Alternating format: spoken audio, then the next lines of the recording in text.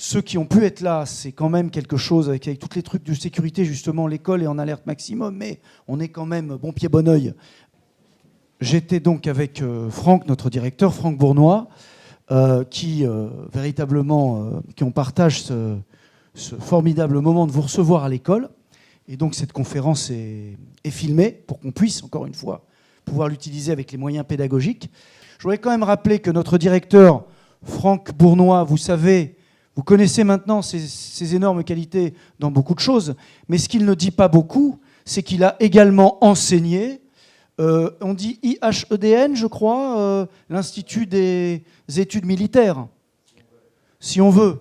Mais disons qu'on a la chance d'avoir aussi un directeur qui, malheureusement, depuis ces derniers temps, a une formation autre dont on n'a pas beaucoup parlé, qui est, on va dire, très utile à l'école, et je ne fais pas d'humour, puisque voilà, je passe un peu la parole à Franck. Bien, merci Alexandre, et je voulais avant tout saluer nos invités de marque. Bonjour.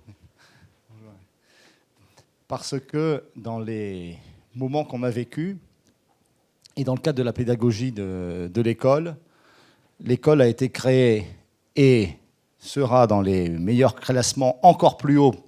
Je fais un peu de teasing parce qu'on aura une bonne information lundi prochain dans les classements du Financial Times, parce que précisément, ce n'est pas simplement une école technique où on apprend la gestion, mais c'est une école qui ouvre sur le monde. On est déjà européen par construction avec 5-6 pieds dans nos campus, et parce que l'approche des problèmes de la société qu'ont à traiter les dirigeants et les managers sont des problèmes de société et ne peuvent être appréhendés que de façon globale et systémique. Et nos invités ici, que ce soit pour les relations internationales, la défense et la criminologie, eh bien, apportent des regards qui ne sont pas les regards qu'on a traditionnellement dans les cours de gestion et de management, mais qui les enrichissent considérablement et où des graines essentielles sont semées dans les esprits pour que vous puissiez, le moment venu où les responsabilités seront là pour vous, les appliquer et vous rendre le plus performant possible. C'est très important, je ne dirai jamais assez combien ces moments de rencontre sont essentiels, mais aussi vous dire que dans le cadre de l'école, ceci a aussi une portée européenne et pas simplement ici au campus de Paris, national. Et je dis ça le jour où se réunit aujourd'hui dans l'école aussi l'Advisory Board avec nos grands anciens et les représentants de l'école dans les différents pays étrangers. Alors, ce que disait Alexandre tout à l'heure, c'est que j'avais été pendant 4 années responsable des enseignements de défense à l'IHEDN, en effet, entre 1997 et 2001. C'est un peu loin, mais c'est une appréhension des choses qui est de longue durée. Merci Alain. Merci. Alors, on a la chance aujourd'hui de recevoir 2 personnalités d'exception. Regroupez-vous, regroupez-vous. Donc, Alain Bauer, qui est entre autres un grand criminologue français, et Bernard Millet. Bernard Millet qui a dirigé, il a fait beaucoup de choses, mais il a surtout dirigé les casques bleus, donc des choses qui vous intéressent beaucoup, pendant plusieurs années. Sur ce thème, mondialisation et sécurité. Mondialisation et sécurité.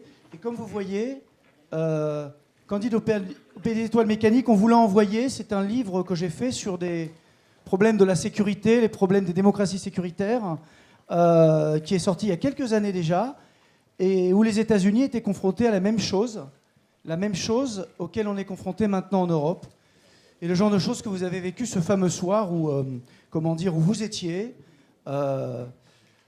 à l'école et où un certain nombre de personnes ont dû y dormir et ont dû vivre un petit peu ce moment un petit peu difficile. Donc, on a réorienté pour aujourd'hui le thème sur la mondialisation et la sécurité. Vous allez pouvoir poser vos questions. Sans transition, on va commencer.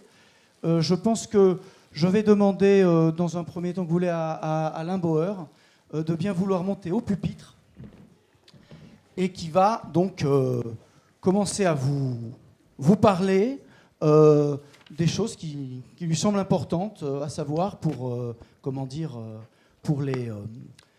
par rapport à la conjoncture actuelle qui est un peu difficile.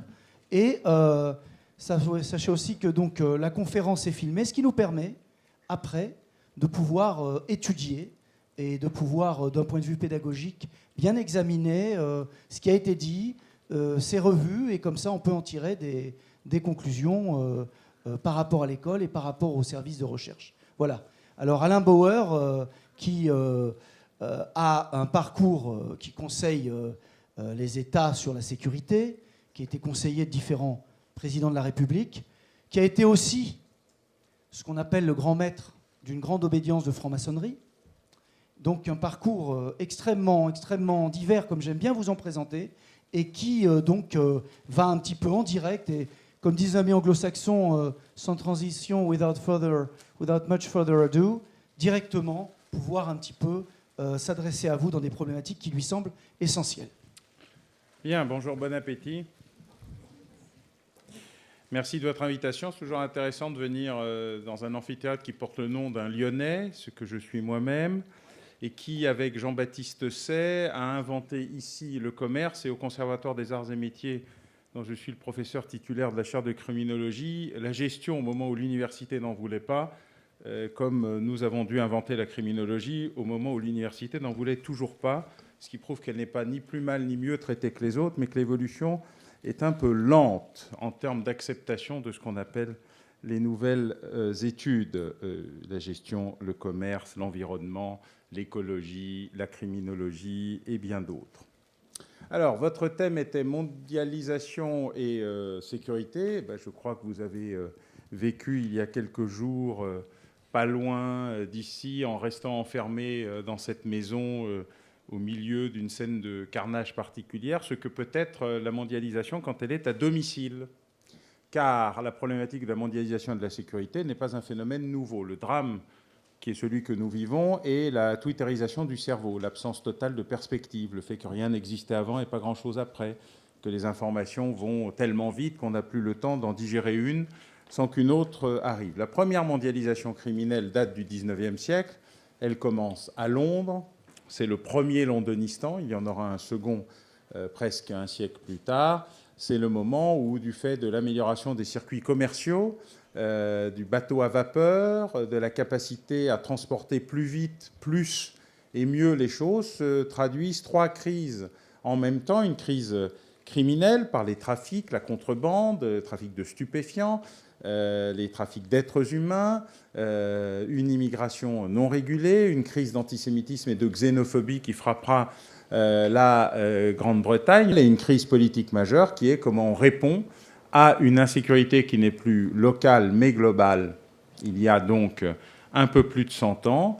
Et depuis, la situation ne s'est pas fondamentalement améliorée, même si elle a connu des périodes de rémission. C'est le moment aussi où se créent les premières grandes criminalités industrielles, celles qui fusionnent plusieurs types d'opérations criminelles, dont les principaux opérateurs sont Alphonse Capone aux États-Unis et Carbone et Spirito à Marseille, qui sera le premier kyste criminel français et qu'il est resté un peu à son corps défendant, mais qui se traduit par une particularité spéciale entre Cicero, banlieue de Chicago, et Marseille et ses environs. Ce sont deux espaces criminalisés qui ont inventé la mondialisation criminelle et qui l'ont inventée en développant une pluralité de circuits et d'industries, et pour ce qui est de Capone, en inventant le premier blanchiment, en passant par des vraies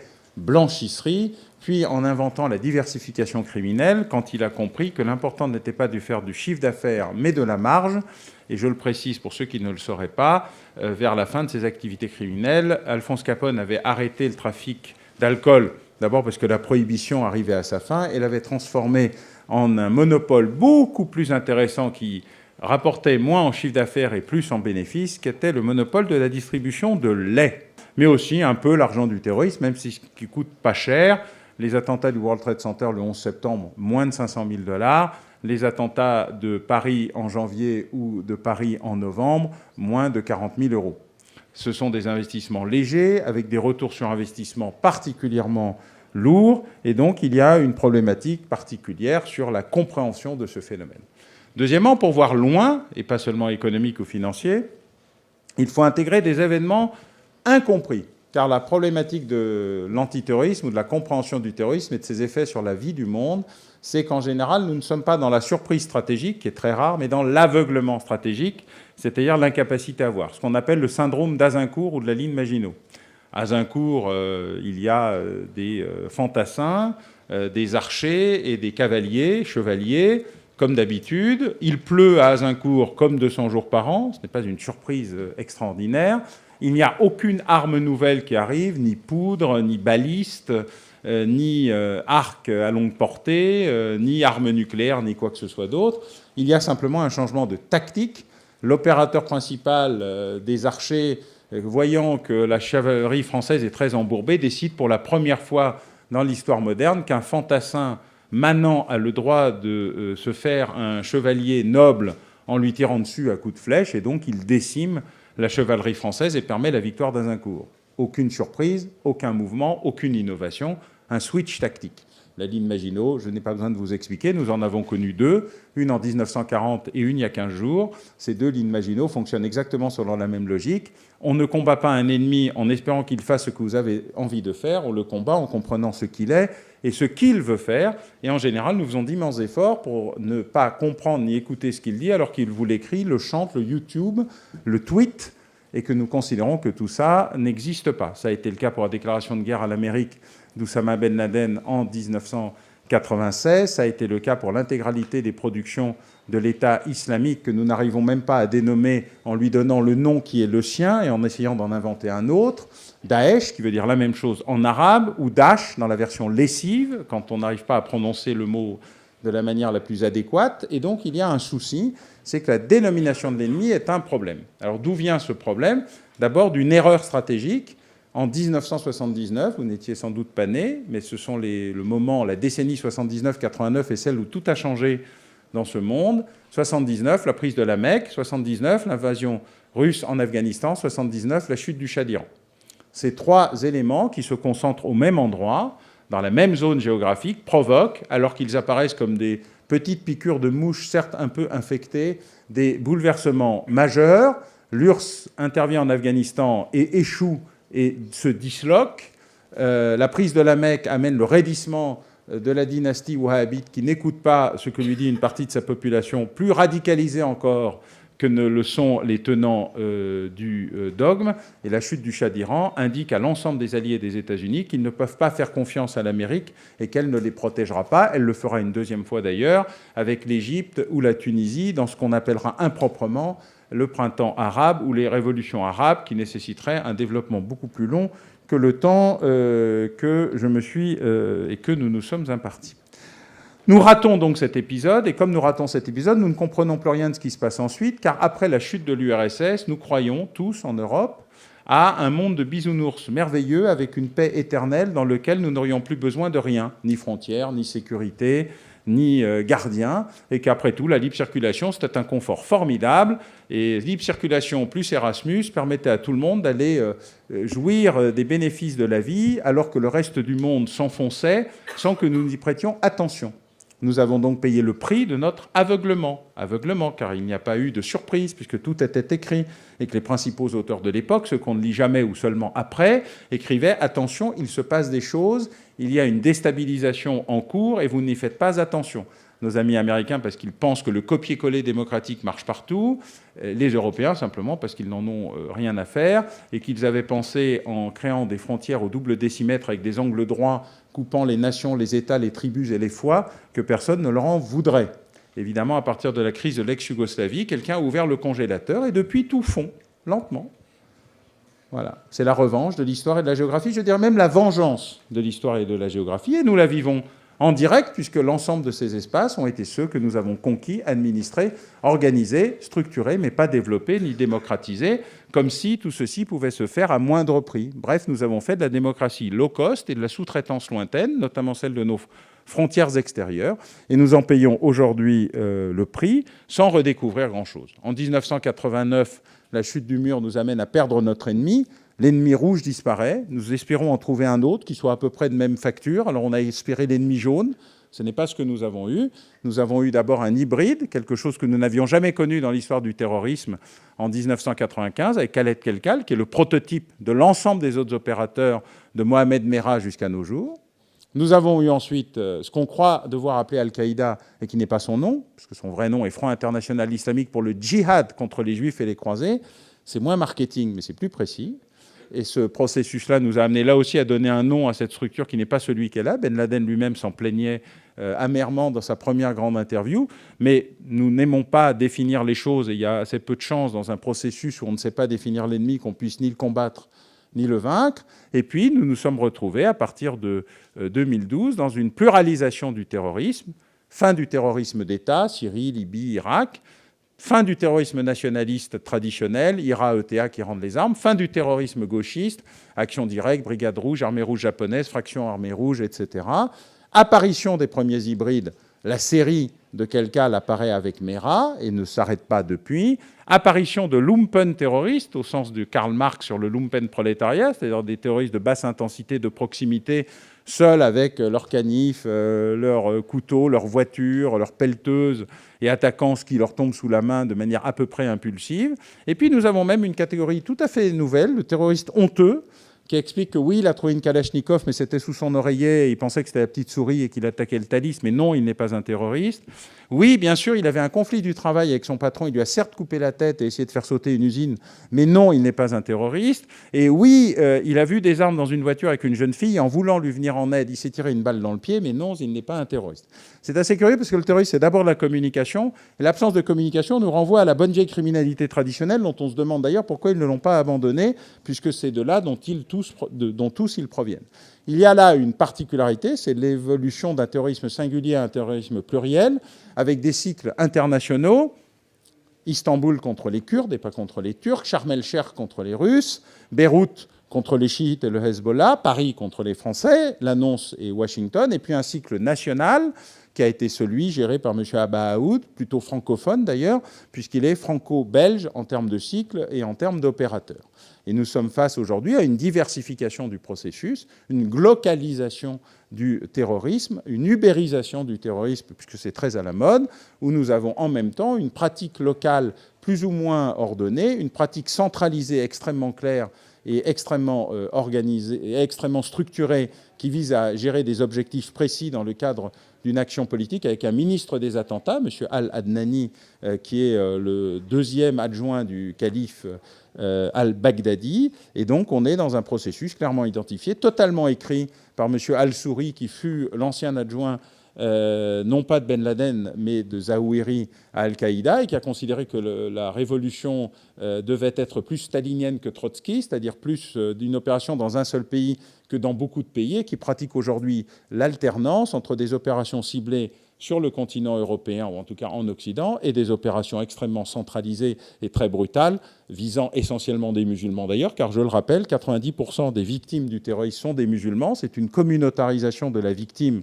même si ça n'est pas aussi spectaculaire partout, même si ça n'a pas le même retentissement. Et donc la problématique aujourd'hui est que la gestion que nous avons du mot, de la sémantique, de la compréhension des islams dans leur diversité, nous amène pour l'essentiel à considérer les choses avec une absence de recul et de culture, dont Régis Debray faisait hier la critique lourde aux assises de la recherche stratégique, en indiquant à quel point cette absence de culture était ce qui nous poserait le plus de problèmes. Il n'y a pas de guerre de civilisation pour l'instant, il y a surtout une guerre des incultures.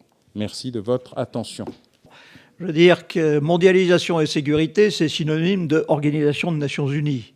Né en 1945, les Nations Unies sont à la fois la loi des vainqueurs par la charte, donc loi des vainqueurs qui à la fois se base sur une série de principes et de valeurs, mais également loi des vainqueurs, au sens qu'ils veulent à la fois organiser le monde à venir en fonction, je dirais, de leur vision des intérêts du monde, de la vision de leurs propres intérêts, mais avec un élément fondamental qui est, une nouvelle fois, puisqu'il y a eu déjà bien des échecs, plus jamais ça. Je veux dire que, tirant les leçons de la Société des Nations créée en 1920 après la Première Guerre mondiale, ils se disent comment faire en sorte de rebâtir quelque chose après la Deuxième Guerre mondiale qui puisse assurer la paix et la sécurité internationale. Et au-delà de ça, qui puisse permettre d'avoir dans tous les domaines, aussi bien économique et social, droits de l'homme, etc., un système international qui soit organisé, coopératif, solidaire et régulé.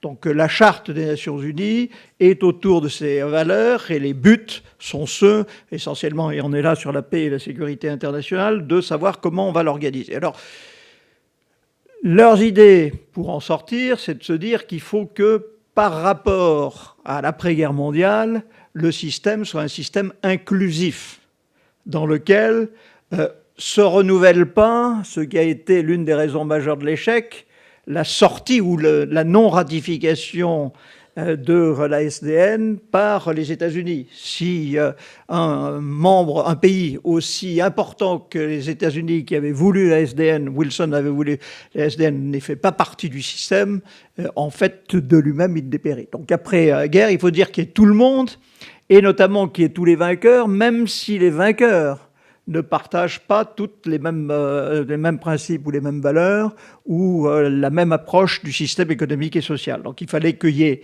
les Russes, l'URSS, les Soviétiques et les Nations Unies. À l'époque, c'était un peu plus simple puisqu'il y avait moins de 60 pays qui étaient membres des Nations Unies. On est à 195 aujourd'hui et entre-temps, il s'est passé beaucoup de choses. Mais l'idée était là, il faut que tous soient partie intégrante.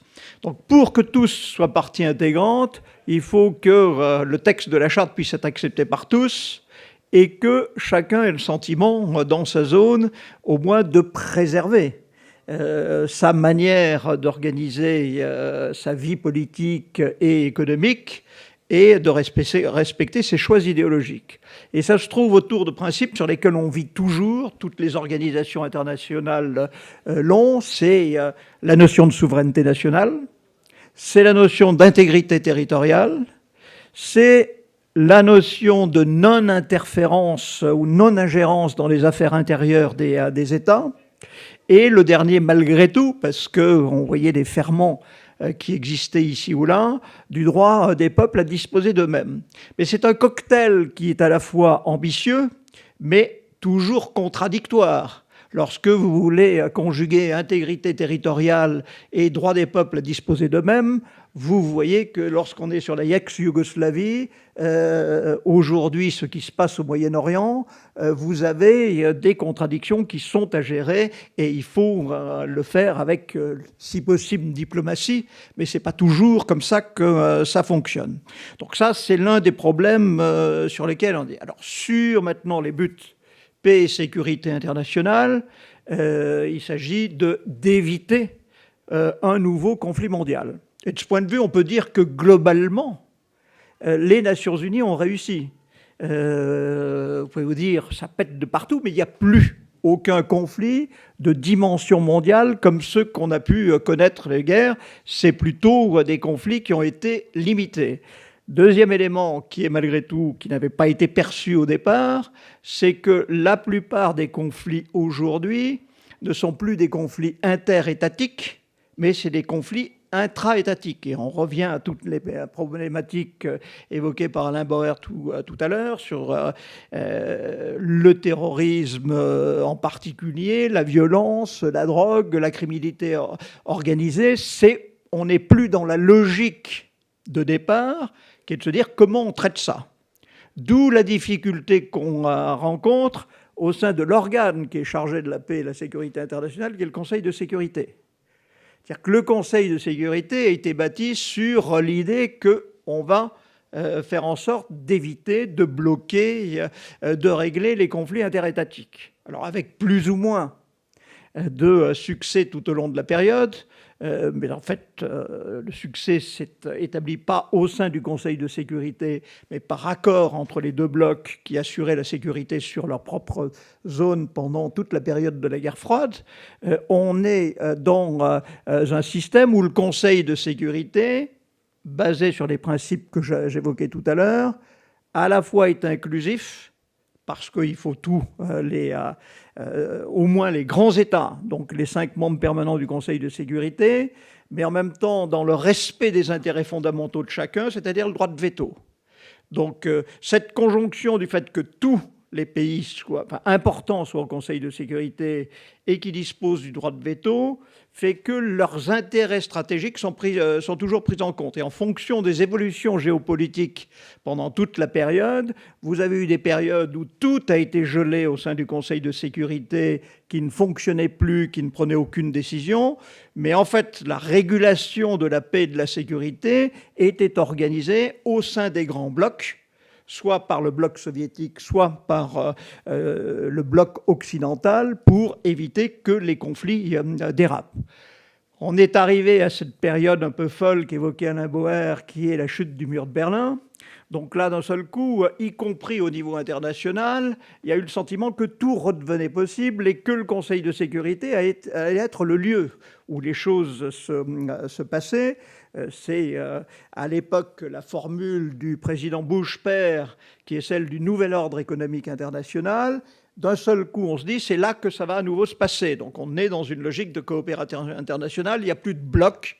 Aimons-nous tous et lançons des opérations. Donc les opérations ont été lancées d'une manière un peu aventureuse, avec des mandats limités et des moyens qui étaient tout à fait hors de proportion par rapport aux objectifs qu'on se fixait. Ça a été une série de difficultés qui ont commencé en Somalie, puis en Bosnie-Herzégovine et enfin au Rwanda. Donc on a là eu tendance à se dire c'est les Nations Unies qui vont régler le problème, dans le cadre d'opérations de maintien de la paix dans lesquelles tous les pays sont engagés, mais le système en lui-même, dans la mesure où on n'a jamais accordé la confiance et les moyens voulus au système, s'est enrayé de lui-même. Donc, après le drame du Rwanda, tout le monde a pensé que c'en était fini avec les Nations Unies comme son organe de maintien de la paix. Moi, je suis arrivé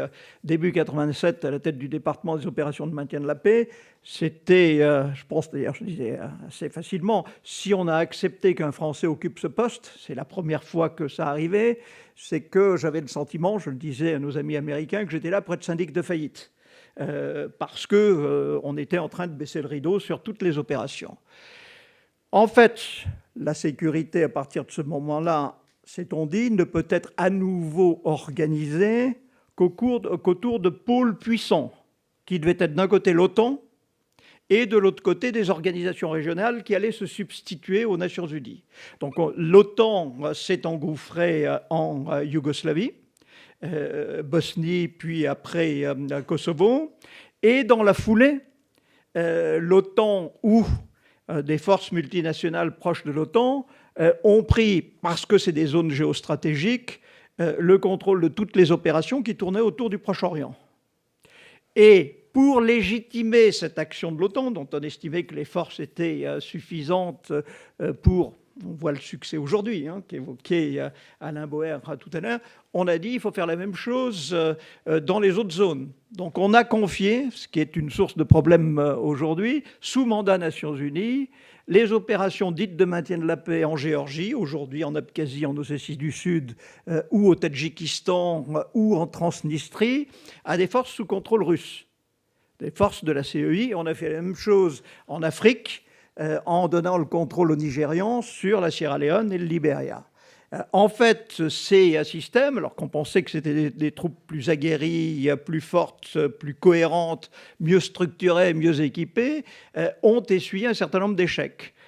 Dans cette situation, tout est revenu sur le système des Nations Unies pour les autres zones, c'est-à-dire que l'ensemble de l'Afrique aujourd'hui fait l'objet d'opérations des Nations Unies, et on voit bien que tous les pays sont constamment en recherche de légitimité auprès du Conseil de sécurité. C'est-à-dire que chaque fois qu'on fait une opération, on recherche à le faire avec cette légitimité qu'on n'a pas naturellement, ou on essaye de la distordre un tout petit peu pour faire en sorte que malgré tout, elles existent. Alors, on a des résolutions qui ont été interprétées plus ou moins abusivement au Kosovo et en Libye, qui ont suscité un retour très violent de la part de la Russie, qui maintenant n'accepte plus ce type de situation, où quand on est en Syrie aujourd'hui, comme on a besoin malgré tout de la charte et de la légitimité, on ne demande pas aux Nations Unies d'intervenir, ou on n'intervient pas sous mandat, mais on s'efforce de le faire en prenant un article de la charte, qui est l'article 51, sur la légitime défense. Alors, donc, Bernard, je crois qu'il y a une question, là, que je vois Théo qui brûle de poser une question. Non, mais c'est juste une question, enfin, un peu de synthèse. C'est-à-dire que M. Bauer parle d'ubérisation du terrorisme, on parle de guerre des incultures, et quand on regarde la situation actuelle au Moyen-Orient notamment, on remarque que la question ne semble pas être pouvoir résolue justement par cette question des politiques de sécurité. Et donc je pense que le thème de mondialisation et sécurité est directement lié au thème du développement. Et est-ce qu'il ne s'agit pas plutôt là de voir en l'Europe et à l'ONU justement un rôle d'assumer une véritable politique de développement autre que celle d'aujourd'hui? Alors, si vous voulez, vous avez raison, mais je vous l'ai dit, le Moyen-Orient est une chasse gardée sur laquelle le Conseil de sécurité ne peut pas intervenir. Donc sur cette partie sécurité, c'est un élément fondamental de la stratégie notamment américaine, le conflit israélo-palestinien en étant l'exemple même au sein du Conseil de sécurité. Il y a des choses dont on ne parle pas et le conflit israélo-palestinien est complètement évacué. De la même manière, sur d'autres zones, c'est la même chose. Les plus anciennes missions de paix des Nations Unies sont la première en 1948, c'est la mission d'observation du cessez-le-feu. Après la création de l'État d'Israël et première situation. Donc, et on a toujours cette mission. Il y a 30 observateurs qui sont là. En fait, on les maintient pour une seule chose, c'est qu'ils occupent le palais du gouverneur britannique, qui est le lieu de pouvoir sur Jérusalem. Donc, pour éviter que ce lieu de pouvoir soit occupé soit par les Jordaniens, soit par les Israéliens, on préfère maintenir depuis 1948 cette petite mission des Nations Unies. On a la même chose au Cachemire, où là encore, depuis 1949, il y a quelques observateurs chargés d'observer des milliers de kilomètres sur les zones pré-himalayennes et himalayennes. On voit bien que c'est simplement pour maintenir le statu quo par rapport aux revendications du Pakistan et de l'Inde de l'autre côté. Donc ça, c'est vrai. Alors, sur votre question sur le développement, c'était le deuxième volet des Nations Unies, lorsqu'on parle mondialisation et sécurité. C'était de se dire, il ne faut pas être simplement un organe qui va gérer la paix et la sécurité, mais l'ensemble du secteur économique. Et la vision de départ a été de se dire qu'on rassemble l'ensemble des institutions de caractère technique qui ont une importance du fait de la mondialisation des échanges, ou des problèmes. C'est-à-dire que la première organisation internationale qui a été créée au cours du 19e siècle, au milieu du 19e siècle, même au début, c'était l'Union postale universelle, parce que tous les pays, même s'ils étaient très refermés, avaient besoin d'échanger du courrier et des paquets. Donc on voit bien que les organisations internationales se sont organisées soit sur des problèmes techniques, c'est l'OACI, c'est l'Organisation de la météorologie, ou c'est l'OMS, parce que, en toute hypothèse, les épidémies et les pandémies ne s'arrêtent pas aux frontières. Donc il faut là aussi trouver des moyens. Donc le système a été totalement intégré. L'ensemble des organisations internationales sont entrées dans le giron des Nations Unies, y compris les institutions de Bretton Woods, le FMI et la Banque mondiale. Et vous aviez un organe de coordination qui s'appelle le Conseil économique et social, qui était chargé chaque année d'assurer cette coordination. Deuxième chose qu'il y a eu, c'est beaucoup de réflexions sur le développement dans les années 70, mais ces réflexions sur le développement, initiées par des penseurs plutôt du Sud, se sont heurtées à la logique des pays occidentaux à économie de marché, parce qu'ils remettaient un certain nombre de choses en cause et ils voulaient plus de régulation et d'organisation internationale.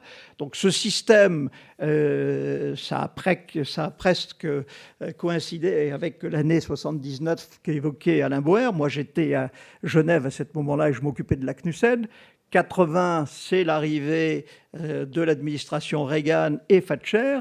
D'un seul coup, le maître mot, c'est plus que néolibéralisme, moins d'État, moins d'intervention, moins de régulation. Ça devient l'élément essentiel pour gérer l'économie. Donc tout ce qui était organisation internationale dans le domaine économique, financier et social perd toute valeur. Les questions ne sont plus traitées véritablement au niveau international. On voit bien, y compris du côté de l'OMC, qui était une organisation favorite des pays occidentaux, à partir de 1994, je veux dire que Pascal Lamy arrive après, le système multilatéral sur les échanges commerciaux s'arrête et on ne parle plus aujourd'hui que d'accords bilatéraux, interrégionaux ou bilatéraux d'État à État, mais il n'y a plus aujourd'hui de négociations multilatérales sur le commerce. Dans le matière de finances, c'est la même chose. Le FMI a été cantonné uniquement à faire de l'ajustement structurel dans les pays du Sud et jamais n'est intervenu sur le marché des capitaux qui sont, et on parle de paradis fiscaux et de tout le reste aujourd'hui, laissés au libre-champ. Donc il y a toutes les pans de réflexion, d'organisation, de régulation internationale qui avaient été conçus comme essentiels au départ, qui ont disparu de la scène publique. Donc ça, c'est le premier point. Et le dernier point que je vais évoquer, parce qu'on parle du fait qu'on passe de l'interétatique à l'intra-étatique, on se rend bien compte dans la modélisation aujourd'hui, il faut s'interroger sur ce qu'est la notion même de sécurité. Alors la charte en elle-même assure une certaine plasticité. On voit bien qu'il y a toujours des prudences de la part du Conseil de sécurité qui ne va pas toucher aux droits de l'homme comme un élément qui peut créer un problème de sécurité internationale parce que les Chinois ou les Russes n'en voulaient pas. Mais on voit bien que ça commence un petit peu à apparaître timidement sur le terrorisme. Qu'on voit que des sanctions sont mises en place.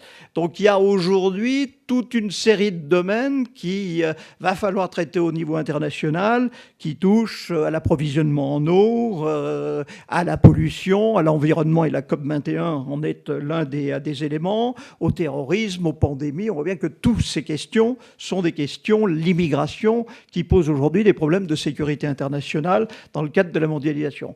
Or, il faut reconstruire ou essayer de rebâtir un système qui tienne, parce que c'est plus simplement ce qu'on a essayé de trouver comme substitut, qui sont les G, 8, 5, 7, 8, 20, en fonction des circonstances, qui aujourd'hui ont la capacité d'être à la fois inclusifs, c'est-à-dire de rassembler les 195 États, tout en restant efficace, parce que ça aussi, c'est un autre problème à gérer. Donc, trouver cet équilibre, aujourd'hui, est un élément fondamental pour la sécurité.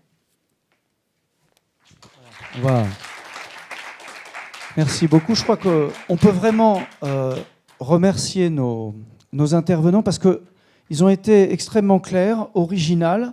C'est un éclairage qu'on n'a pas vraiment l'habitude d'avoir dans l'école, puisque c'est plus sur le management. Et là, c'était quelque chose de très pointu. Et ce qui est intéressant aussi, c'est comme les choses sont filmées, c'est monté, et puis c'est même traduit en partie en anglais. Est-ce que, en fait, après, les étudiants des différents campus vont pouvoir y avoir accès? Alors ça, c'est un point important. Bon, est-ce que vous auriez des questions sur ce que... Voilà. Moi, j'avais une question à vous, monsieur Alain Boer. Par rapport à la criminologie, plus le début donc, de votre intervention, je me demandais, est-ce qu'on ressent qu'il y a pu avoir une influence sur cette criminologie par rapport à cette sorte d'héroïsation qu'il y a eu à travers le cinéma, c'est-à-dire tout le cinéma qui a été tourné autour des grands criminels, les tournant de manière un peu comme des héros. Est-ce que ça a pu avoir une influence, vous pensez, vers l'esprit de ces personnes ou pas du tout? On n'a jamais montré autant de meurtres, d'assassinats, de tortures, de sang au cinéma ou à la télévision. Et le taux d'homicide n'a jamais été aussi bas dans les pays qui sont fortement équipés d'une industrie audiovisuelle forte. Donc l'effet est plutôt inverse. Je ne dirais pas la même chose de l'effet jeu vidéo, pas à cause du jeu vidéo, parce que c'est toujours facile, mais à cause de du fait qu'on est maître du jeu. C'est-à-dire que quand vous êtes suffisamment bon dans un jeu vidéo, vous voyez les trucs et les machins, le jeu peut être repris, vous pouvez revenir en arrière. Au cinéma, vous n'êtes capable éventuellement que de mettre en pause si vous avez un DVD, mais vous ne pouvez rien changer au film. Et donc le processus est beaucoup moins dans la vision de la violence que dans l'accompagnement de cette vision, c'est-à-dire le fait de mettre le spectateur, notamment mineur, en perspective pour comprendre que le viol et les agressions sexuelles ne sont pas une activité naturellement normale, par exemple, mais qu'il s'agit d'un processus de... Et d'ailleurs, de ce point de vue-là, la violence est moins importante en matière de marques psychopathologiques que les films pornographiques, par exemple, pour les mineurs. C'est-à-dire que ce n'est pas la violence qui est l'élément marquant, c'est autre chose. C'est avec qui on regarde la violence, comment elle est expliquée, et le phénomène maître du jeu dans le jeu vidéo, c'est-à-dire la capacité qu'on a à sortir d'un processus où on est enfermé dans un scénario à un processus où on est maître du scénario et donc où on est capable de se projeter dans un univers parallèle. Et une fois que je vous ai dit ça, le nombre de cas de gens qui se projettent dans Scream, par exemple, ou qui se projettent dans Grand Theft Auto est relativement faible. Il y a le sujet complexe de Call of Duty qu'on trouve partout chez les opérateurs qui se préparent à une logique violente et armée. Alors c'est un débat permanent où j'ai tous les animateurs de blogs de jeux vidéo qui disent mais c'est pas vrai, d'ailleurs tous ceux qui regardent du football ne jouent pas au football. Certes, mais on tue rarement au football. Ce n'est pas une pratique mécanique, même quand on tire très fort dans la balle, arriver à tuer quelqu'un n'est pas mécaniquement. Donc on a un petit sujet de désaccord sur l'effet potentiel, mais en tout état de cause, il est bien moins important et pas du tout mécanique et pas du tout proportionné à l'ampleur du nombre d'opérateurs.